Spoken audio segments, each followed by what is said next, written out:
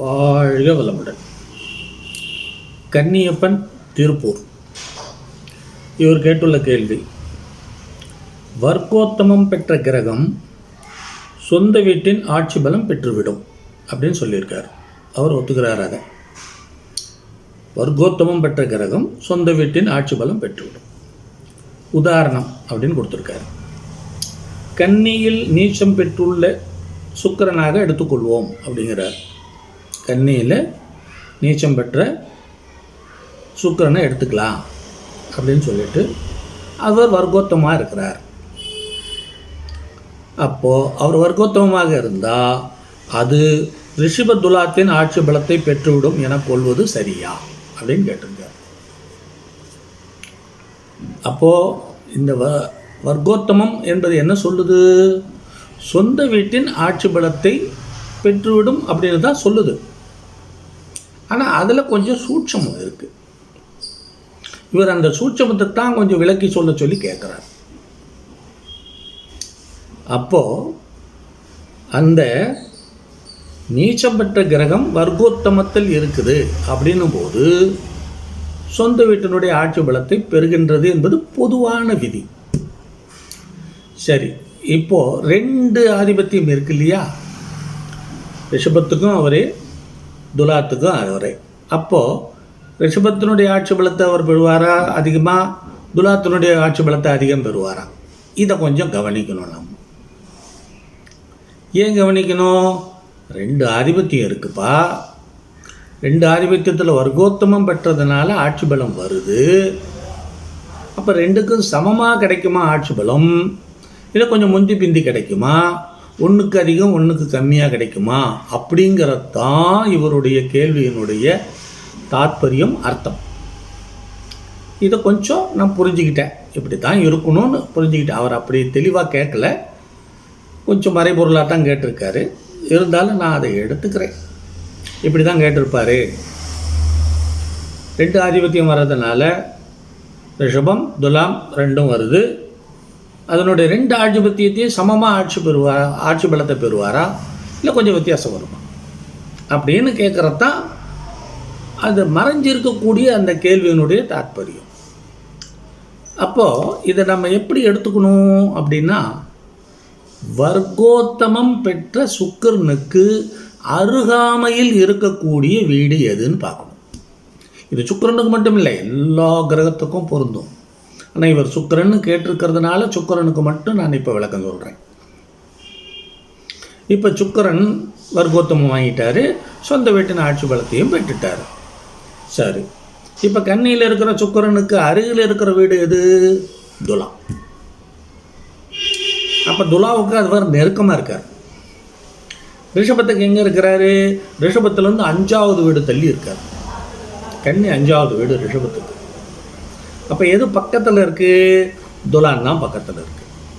அப்போ இவர் வர்க்கோத்தமம் பெற்று ஆட்சி பலம் பெறும் பொழுது என்ன அங்கே ஆகுது? மறைமுகமாக துலாத்துக்கு பவர் ஜாஸ்தியாக வரும். நல்லா கவனிச்சுக்கோங்க, எல்லாரும் கவனிச்சுக்கோங்க. வர்க்கோத்தமம் பெற்ற கிரகத்துக்கு அருகில் எந்த வீடு இருக்கோ அதுக்கு அவருடைய பவர் கொஞ்சம் கூடுதலாக வரும். கொஞ்சம் தூரத்தில் இருக்கக்கூடிய கிரகங்களுக்கு இது அந்த வீட்டுக்கு கொஞ்சம் பவர் கம்மியாகும். இது சூட்சமத்தில் அனுபவத்தில் அறிந்து கொண்ட விளக்கமே தவிர இது மூல நூல்கள்லாம் இதுக்கு விளக்கமெல்லாம் கொடுக்கல. கொடுத்ததாக எனக்கு தெரியல, நான் படித்த வரைக்கும். இது நான் என்னுடைய அனுபவத்திலிருந்து தான் சொல்கிறேன். இதை ஏற்றுக்கிறதும் ஏற்றுக்காத உங்களுடைய விருப்பம். நல்ல யோசனை பண்ணி பார்த்து சரியாக இருக்குதுன்னா எடுத்துக்கோங்க. அப்போது இவர் கேட்டிருக்கக்கூடிய கேள்வி, அந்த தாத்பரியம், உள் அர்த்தம் அதுதான். 2 வீடு இருக்குது, 2 வீடும் சமமாக கிடைக்குமா பலம், இல்லை கொஞ்சம் வித்தியாசமாக கிடைக்குமா அப்படிங்கிறதான் இவருடைய கேள்வியினுடைய அர்த்தம். அப்போது இந்த கேள்வியுடைய அர்த்தத்தை நம்ம புரிஞ்சுக்க போகும்போது என்ன ஆகுதுன்னா, வர்க்கோத்தமம் பெற்ற கன்னி சுக்கிரனுக்கு அருகில் உள்ள வீடு துலா, அடுத்த வீடு. அப்போ அந்த துலாத்துக்கு தான் அவர் பவர் ஜாஸ்தி கொடுப்பார். அப்போ கன்னியில் இருந்து ரிஷபம் எத்தனை வீடு தள்ளி இருக்குது? 9வது வீடு.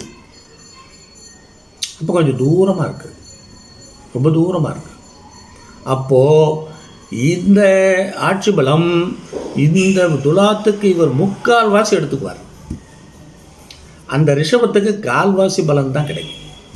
இது என் அனுபவத்தில் நான் பார்த்துருக்கேன். இந்த ஒரு சுக்கிரனுக்கு மட்டும் இல்லை, மற்ற கிரகங்களுக்கெல்லாம் கூட நான் ஆய்வு பண்ணி பார்த்துருக்கேன். வர்க்கோத்தமம் பெற்ற கிரகங்கள் தன்னுடைய வர்க்கோத்தமம் பெற்ற இடத்துக்கு அருகாமையில் இருக்கிற வீட்டுக்கு அதிக பலம் கொடுக்குது. கொஞ்சம் தூரமாக இருக்கிற கிரகத்துக்கு கொஞ்சம் குறைச்சி தான் பலம் கொடுக்குது. இது அனுபவத்தில் நான் கண்ட உண்மை. இது உங்களுக்கு விளக்கமாக சொல்கிறேன். இது உங்களுக்கு பிடித்தமாக இருந்தால் வச்சுக்கோங்க, இல்லைன்னா விட்டுடுங்க. அதை பற்றி கட்டாயமெல்லாம் ஒன்றும் என்கிட்ட எதுவுமே கிடையாது. எப்போவுமே நான் என்னுடைய அனுபவ அபிப்பிராயத்தை உங்களுக்கு சொல்லுகிறேன். அதை ஏற்றுக்கொள்வதும் ஏற்றுக்கொள்ளாததும் உங்களுடைய சொந்த விருப்பம். இதில் என்னுடைய கட்டாயம் எதுவும் இல்லை. அப்போ நான் எப்படி இதை உங்களுக்கு நான் பதிலை சொல்கிறேன்? கன்னி சுக்கிரன் நீச்சமாக இருந்தாலும் அவர் வர்க்கோத்தமம். எந்த பாதத்தில் வர்க்கோத்தமம் அடைவார்?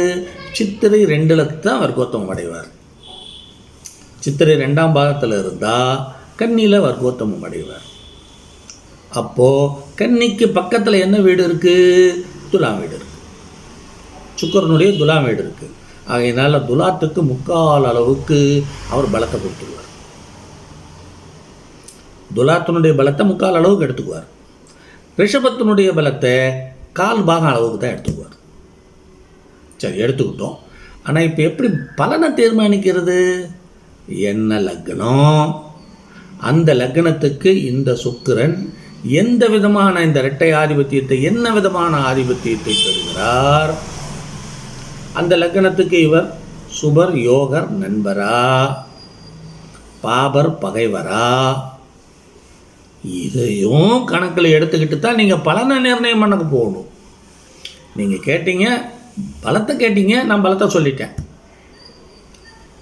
கன்னியில் அவர் வர்க்கோத்தம் அடைஞ்சதுனால கன்னிக்கு பக்கத்தில் இருக்கிற துலாம் வீட்டுக்கு 3/4 பங்கு பலமும், தூரமாக இருக்கிற ரிஷபத்துக்கு 1/4 பங்கு பலமும் எடுத்துக்குவாருன்னு சொல்லிட்டேன். ஆனால் பலனை எப்படி நிர்ணயம் பண்ணுறது?